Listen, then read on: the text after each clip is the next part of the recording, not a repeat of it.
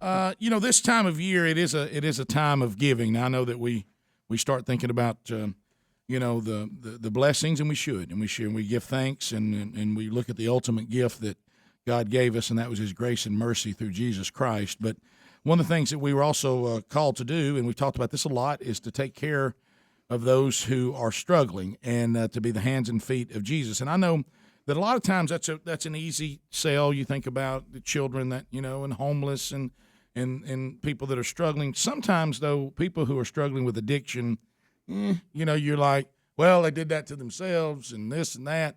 But one thing we got to remember is and I've noted in my own life that we've all been through struggles in our life. If you haven't, you will. And addiction is real, and it is devastating what it does to the human being and everybody connected to them. I mean, it's just devastating.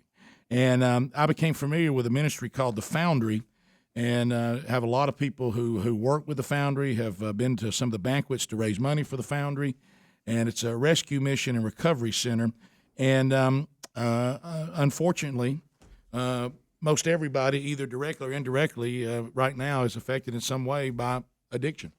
And it's out there. And Micah Andrews is here with us today, the assistant director, to kind of just, at this time of the year, to remind everybody about the needs that are there and the things that are going on, and kind of see if he couldn't get us all to pay attention for just a minute to hear about what's going on at the Foundry. So welcome. Thank you, Rick.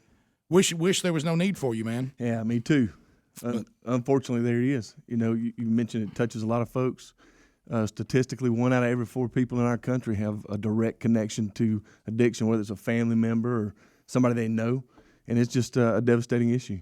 Tell us a little bit about the Foundry, exactly what you guys provide and the approach you feel called to. I'm familiar with it. But Sure. But I want you to, I know you definitely you don't just try to help people to, number one, you got to address the addiction, if that's the case. That's right. But number two, now what do I do? How do I go back into society? What do I do now? And I know you guys do an outstanding job with job skills and training and things of that nature, but just kind of give the audience an idea of what the Foundry is and what it's about. Yeah, it's kind of the best way to describe it. It's kind of like a 3-legged stool. There are 3 main programs that we are part of there at the Foundry.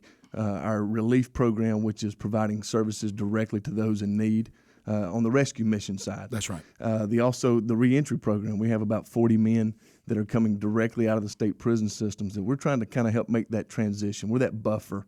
It's a 6-month program to kind of get them reacclimated and keep them from going back and reoffending.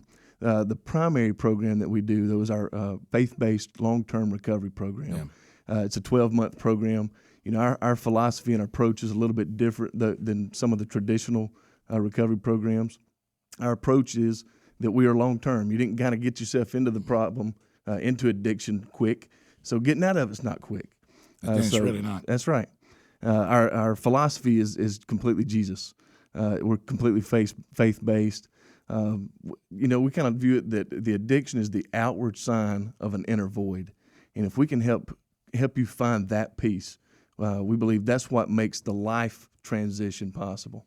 You touched on it. I actually put this out on Twitter yesterday. If everybody was really honest, I mean, be honest, just break everything down. What do you really want? When we get in this time, what do you want for Christmas? What do you want? What do you want? If you really broke down every single human being, what you really, really want is you want peace. That's right. You want to know that everything's going to be all right. You look around and see what happens is people run to addiction as opposed to running to Christ. That's right. Which is the only gift that provides peace. There is no other gift that provides it. If you don't believe that, how many more wealthy people do we have to see? How many more celebrities do we have to see? How many more people that the world appears to have given them everything? And what do they say? I just don't have it. What do I not have? Well, you don't have peace. And how many more people do you have to hear? Some of the most miserable people they meet are the people who appear to have everything. That's right. And I want people to know that. I know when we think of the Foundry and we think about, addiction programs, we're picturing, these visions we see on the streets, and there's some truth to that. But a lot of people that end up needing what you have are people who appear to have had it all. That's right. I use a statement that addiction is no respecter of persons. No, it isn't. And we have, by the time somebody gets to the Foundry, they've been down the road a while. Right. We're very seldom the first stop because it is a long-term commitment. And we have folks, we see them on a daily basis that come from all walks of life. professionals, educators, nurses. A gentleman that just graduated our program 2 weeks ago was a major player and an executive at a financing company. All the way down to the other end of the spectrum of guys who've been living on the street for 20 years. So we see a wide variety of folks there at the Foundry. Well, and see, again, we've been talking about a lot this week. Some people don't like it, but we've talked about you can't just keep treating symptoms. You got to treat the disease. And a lot of times, if we can get this resolved in people's lives, also you would see homelessness go down as well, because addiction leads a lot of times to being homeless. That's right. How many times have we seen that? Over and over. Over and over again. So it solves a lot of problems if we can attack this problem and get to the disease, not the symptom. And what I love about what the Foundry does, and I know this place personally, so this is not something I don't know about, and know people that I know personally that have gone through the program. And the thing that I love about it is there's too many programs, and you've already touched on it, that let the person out way too soon. That's right. Way too soon. I mean, the Foundry, minimum is 1 year, right? And if you go in, it's going to be at least a year, right? That's right. And it has to be.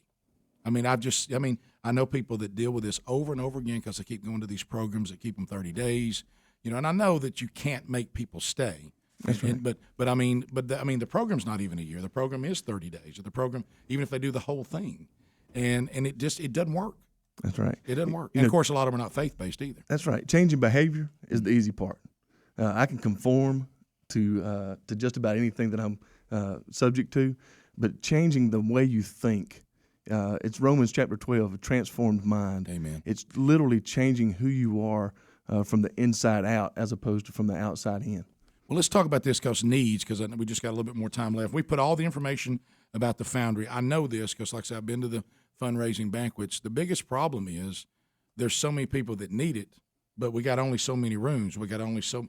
In order to keep expanding, what you guys do, you don't do for money, but what you do requires money. That's right. And because we've heard the stories of people that you'd love to help, we got nowhere to put them. Yeah. In order to keep expanding, we got to keep growing, got to have supporters. That's right. The for the Foundry, there's we're just like a lot of nonprofits. We depend on outside support. Right. One of the unique things about the Foundry is for every dollar that is donated through our work therapy enterprises, we're able to generate $2 more. Amen. So it's your investment goes much farther. But this is a time of the year that a lot of people are giving, and we want people to check us out because we are that worthy cause. We believe that. Yeah, check it out because when you get to the end of the year, really tax wise and everything, if you've got expendable income, and you'd like to say, look, I want somebody else to get this, not the government get it, start next year. This is the time, the last minute giving, to go ahead and find these causes, and the Foundry is absolutely one I want you to pray over and to consider, because unfortunately one day you may find yourself in need of their services within your own family if you haven't already. That's right. So the Foundry, find out all about it. Thanks for being here today, Michael. What an honor. All their information at rickandbubba.com under the show notes, and find out everything you need to know about the Foundry. We'll be right back. Rick and Bubba, Rick and Bubba.